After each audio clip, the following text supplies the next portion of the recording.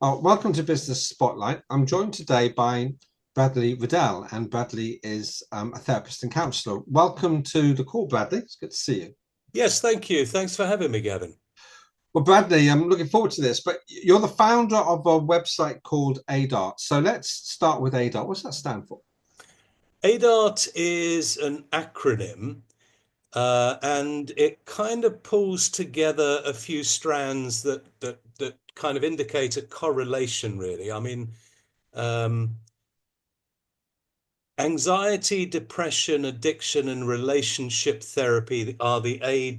ADART in ADART. Yeah. And it's really, as I say, just drawing attention to the correlation between Yeah. moods and feelings, Yeah. leading to an attempt to deal with that, which can often result in addictive behaviors and habits, which then impact on relationships with people Yeah. and with self. So Um, it's a kind of play on the whole constellation. yeah. And I guess when we're talking about people who are involved in business, they have relationships with themselves, have relationships with people, and can be quite a complex situation. But before we dig into that, tell me a little bit about how you became to be involved in this as a business for yourself. Well, like a lot of people who get involved in therapy and counseling, I encountered problems of my own, which were very much to do with um, what would be called, in the existential sense, problems with living, which sounds like a very kind of grand, idea. But Yeah, essentially, life throws stuff at us, and often we throw stuff back at life, yeah, which is a kind of Jungian projection into the world. Um, if we're in a good balanced place, they tend to be sort of rather sunny projections. But if we're in a pretty difficult place, they can be really quite toxic. And often we turn that energy back on ourselves. In fact, for a long time, depression was regarded in the psychoanalytical, psychodynamic world as anger turned inwards. right. That's been kind of disputed, really, largely by Aaron Beck's model of depression, in which he kind of challenged the psychoanalytic notion about anger turned inwards, because he found that actually the majority of his patients who were suffering from depression didn't have any kind of evidence in their dreams, which prototypically is the residue of the unconscious, about things to do with anger and rage against self. In fact, in many instances, they responded very, very well to criticisms and didn't harbor a great deal of anger towards self. So that's been quite sort of roundly challenged, quite honestly. But Hmm. it really kind of comes from this idea that the way we feel about ourselves um, is correlated to the way that we see the world and the way that we see people in the world and the way that we see our place in that world too. So a lot of anxiety, depression, addiction can all be kind of connected. Hmm. That's a very interesting point. I mean, I work with clients on their communication profiling, and one of the things that work flags up is that they are likely to behave differently in the formal environment, in the world of work, than they are in their own skin. And as you know, I work with business owners. Would you say that is a typical problem that a business owner may have, that they're trying to project something that is a persona rather than perhaps the reality? I'm just interested to know on your perspective on that. Yeah, it's interesting because we all have personas and we all need them. So one of the things that tends to happen quite a lot in the world of psychotherapy and therapy per se is that there's a great deal of, pathologizing going on. A classic and up to the moment kind of theme is narcissism, for example. Right. Yeah. You're a narcissist. Oh, it can't be a narcissist. Well, we all need narcissism. We all need a sense because the narcissistic trait within us is really about self-love, and we all need to love ourselves. The difference is in the balance. Right. So, pathologizing and pathology literally is about Mm, intensity, duration, and frequency. So we all need a little bit of those things. We all need a persona. We mm, all need to project to the world how we are, where we see ourselves. But this isn't, the persona that we need for everyday life. We all need to say, hi, how are you? I'm fine. How are you doing? Doesn't go down quite so well if, hi, how are you? Well, I think at the moment, the psychodynamic things that are going on, and, we don't want to hear that. We want to have the colloquial, yes, I'm okay, I'm fine. So it's more a transactional mm. relational response. I'm okay because I know you expect me to say that, so I will say that. Yeah. So we all present personas to the world. The difficulty comes when we can't take off the mask, Mm, because we need to know, when am I in persona mode? When am I not? mm, And when is it safe for me to remove the mask? And when it's not safe for me to remove the mask, that tends to flag up that there's rather deeper issues going on that would benefit from being brought into awareness.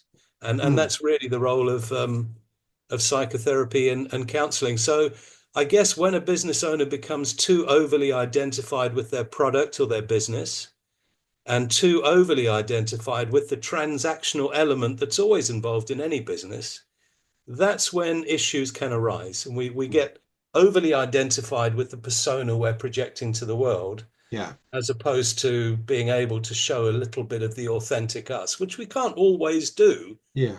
But we need to be aware of that um, factor in ourselves. I think that's a really interesting point, and I do wonder whether sometimes people in authority, business owners or otherwise, forget that they are projecting a persona.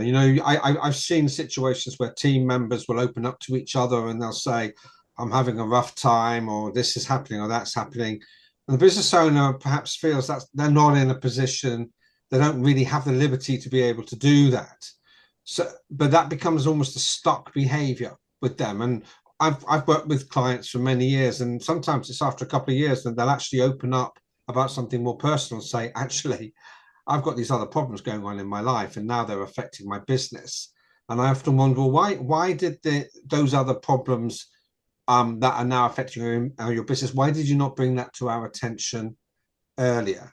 Is that a behavior you can understand and recognize? Absolutely, yes. I mean, it segues into the paradigm within psychotherapy called transactional analysis. Right. Yes. And that's something that came from the mind, if you like, of Eric Berne, who was a psychoanalyst. In fact, if you look at all the major paradigms within psychotherapy, they've all at one point or another veered away from psychoanalysis, which held sway really. If we look at sort of the end of towards the end of the 19th and certainly in the beginning and mid 20th century, psychoanalysis was everything. And everyone who practiced psychoanalysis. And then a breakaway started to happen.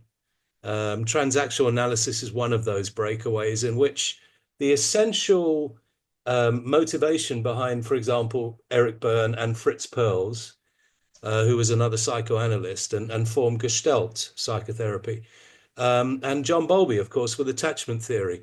The things that all three of those people had in common was that they wanted to draw attention to the reality of life Right. as opposed to the inner world of fantasy, which is predominantly what psychoanalysis and the psychodynamic model was focusing on. Modern psychodynamic theory has moved on leaps and bounds. And indeed, as someone called David Wallerstein said, a movement that fails to forget its founding fathers is doomed to die.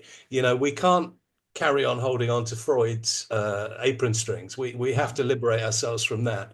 So So okay. So what I understand from what I think I understand from what you're saying is that you're more focused on what people are doing in the here and now rather than why they are doing that. The Freudian approach is what happened back when for you to be the way you are now, but You're more concerned, well, look, this is the issue that you've got. You're fighting addiction or a depression. You're in a position of authority.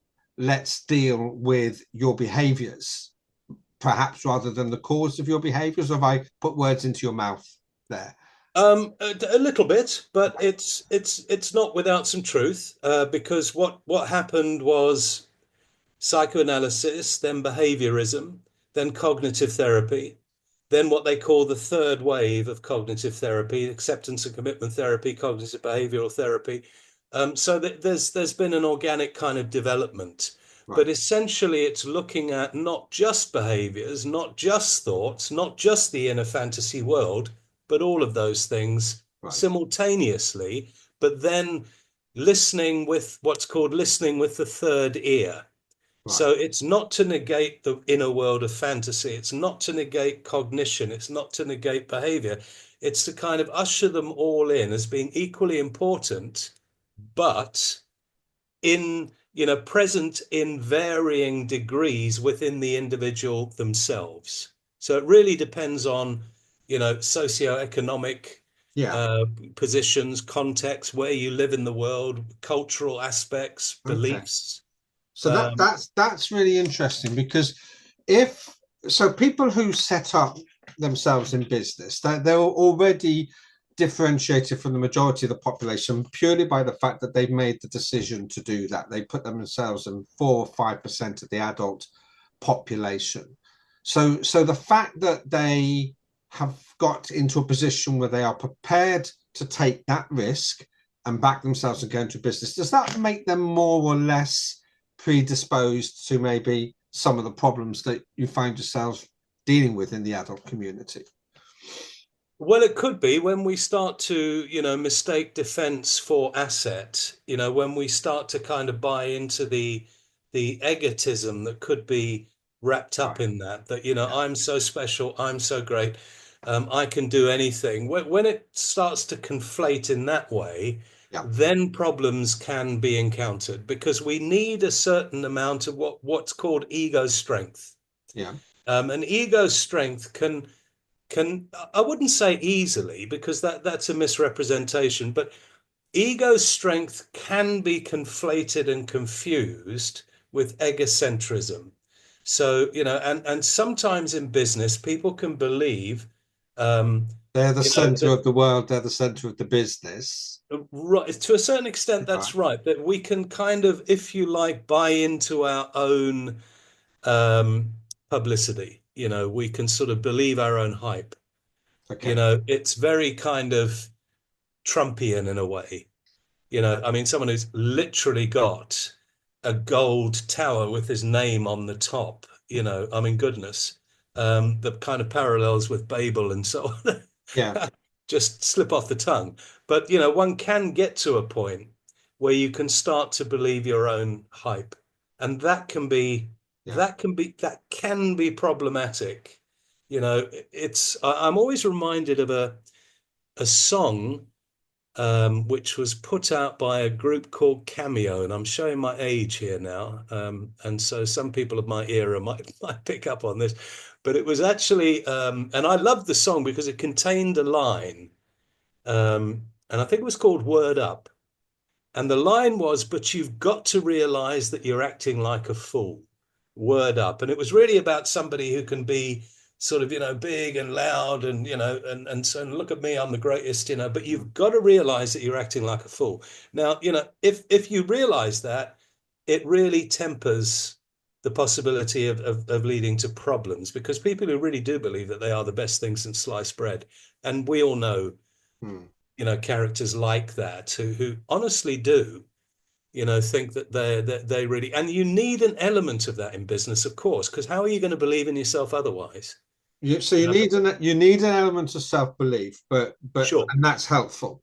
But Yes. believing you are the solution is Yeah. not so helpful because Well, that makes you yeah, egocentric. absolutely. That it can very easily sort of segue into grandiosity. Yeah. And that's really what one's looking for in a personality organization. So one would talk about, how one's personality is organized. Hmm. And a person whose sort of personality is organized around a grandiose sense of self is going to be quite insufferable at times, but may well be massively successful in business.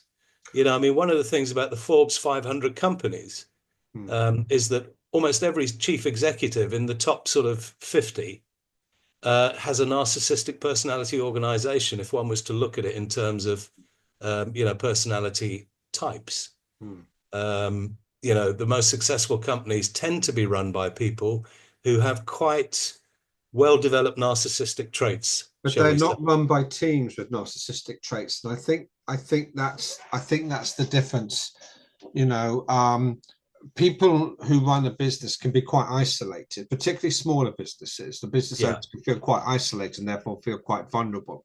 I Yes. think people that have built successful organizations may well show those tendencies, but they have people around them that perhaps are a little bit more grounded.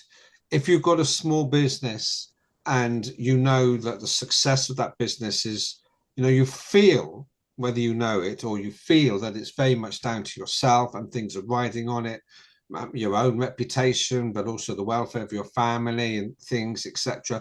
That can become quite a negative mindset problem, I think, for many business owners. Would you agree? And and how would you encourage them to tackle that if they can recognize those problems in themselves?